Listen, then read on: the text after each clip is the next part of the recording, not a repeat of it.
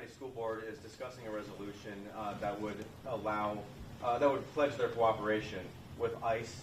Some critics are concerned that that would just allow law enforcement into schools to pull students or people out of it. Just wanted to get your thoughts on that. Well, first of all, Florida, we dealt with this at the beginning of last year when you had the incoming Trump administration. Our local and state will cooperate with the federal government. Now, the federal government makes decisions about how they want to apply their limited resources. I don't think that they have chosen to use resources in that manner. I think they focused on some worksite enforcement. I think they focused on, obviously, criminal aliens, and so you've seen that.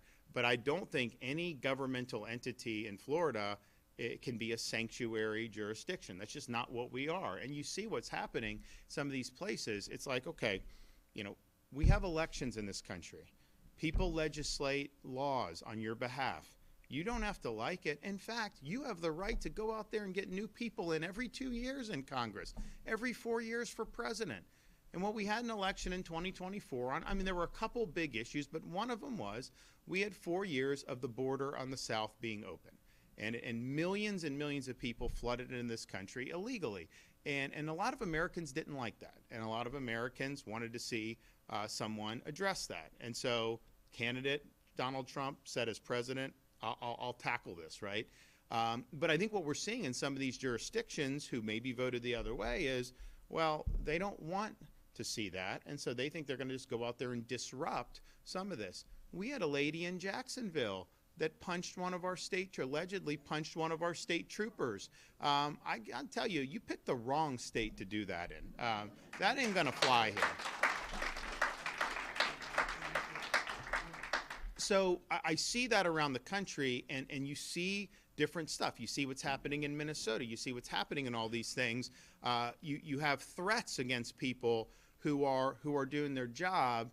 And like everybody who wields, state authority, federal, local, state, they need to be held accountable too. They've got to do the job correctly, and everyone should be held accountable accordingly. But to just be out there doing your job and having, some paid activists dox you, try to incite threats against you, that's unacceptable. It's very, very dangerous. And so for Florida, we're cooperating with the enforcement of the immigration laws in this country. Now, again, that doesn't mean that a school district has to go out and do things that a federal doesn't believe in doing. It's obviously driven by federal policy. We're not going to inhibit it. We're not going to try to countermand it, and we will be there, to be helpful. So, obviously the best example of that is the apprehension, the processing, detention, and then removal of illegal aliens in Florida. We've now, I said in my State of the State a couple weeks ago, between state and local, we had almost 20,000 apprehensions since February, March of last year when I signed the legislation until the beginning of January. That's over and above everything DHS is doing. And so that's a real, I think, difference maker. And I'll tell you, under the Biden administration, we would have criminal aliens serve time in prison in Florida. And it used to be you would alert ICE, they would take them, and sometimes Biden was just letting these convicted felons be released back on the streets, and they refused to take them. There'd be times when our highway patrol would be bring, and they wouldn't accept them. That's not the rule of law. That's just not the way things work. So what they're doing in some of those areas, in some of these northern states, California, Oregon, you just can't function that way. If you don't want, if you want someone to be here illegally and you want to amnesty them, I disagree with that. But you got to elect candidates who are going to do that. You can't just say, I just disagree, with the election results, and I disagree with the law, so I'm going to take matters into my own hands. I don't think it doesn't work that way. And just think if the shoe was on the other foot.